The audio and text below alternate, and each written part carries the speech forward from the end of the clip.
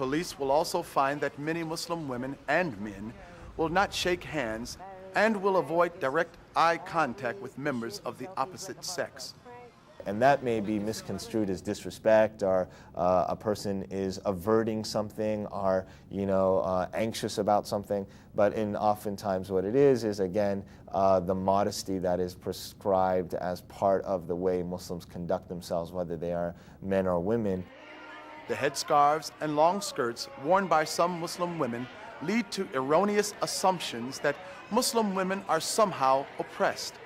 A lot of times people think that Muslim women haven't really had much experience, or are not allowed to do many things, and I think that couldn't really be further from the truth.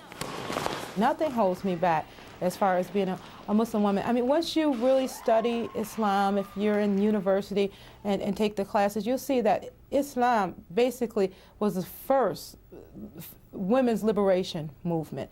It helped the poor. It helped the women from being oppressed. They can own their own businesses, they can own their own property. They were given voting rights from the very beginning in the Islamic tradition. And Muslim boys and girls are equally cherished and keep their parents equally busy. Our children go to school. My daughter is a typical teenager. She's fascinated with basketball. She plays for the school team. Both my children are into tennis.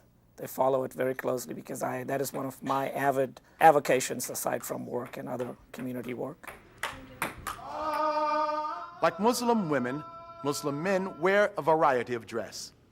Head coverings such as kufis, skull caps, or turbans are not religious requirements but cultural preferences. For a man to remove his hat or that which is covering his head is much less of an issue in public than it is for a woman. Many Muslim men also grow beards in deference to the Prophet Muhammad.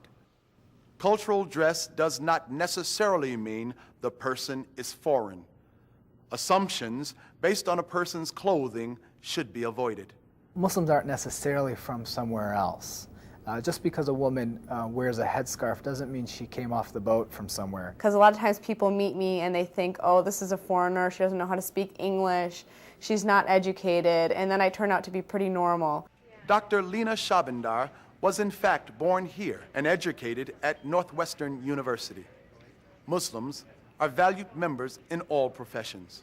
I was born in Jordan. I lived there for the first 10 years, and then I immigrated to the United States. And I've been living here for the last 23 years. I've been a policeman with the Chicago Police Department going on 6 years.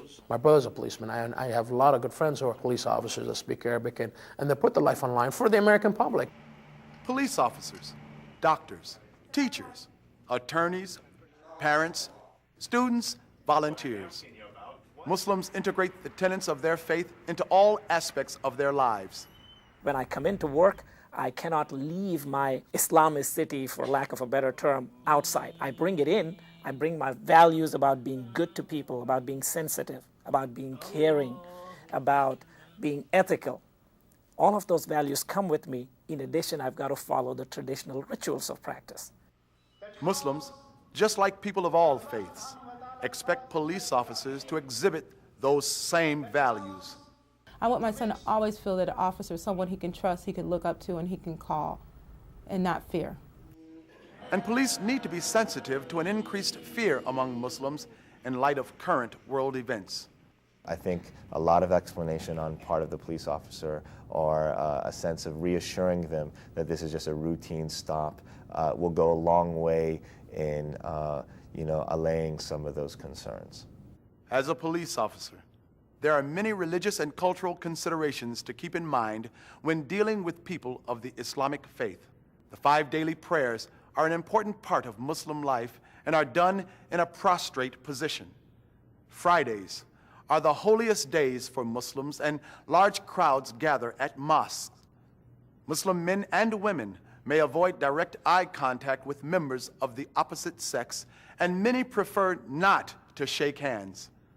Unless there are safety or security concerns, the following considerations are recommended. Remove your shoes when entering the prayer area of a mosque.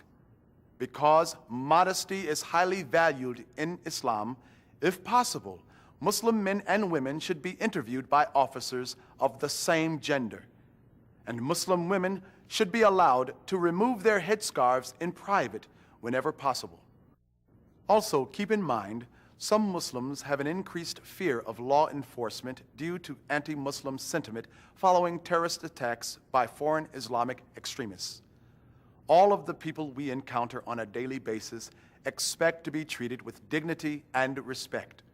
Those who practice the Islam faith are no exception.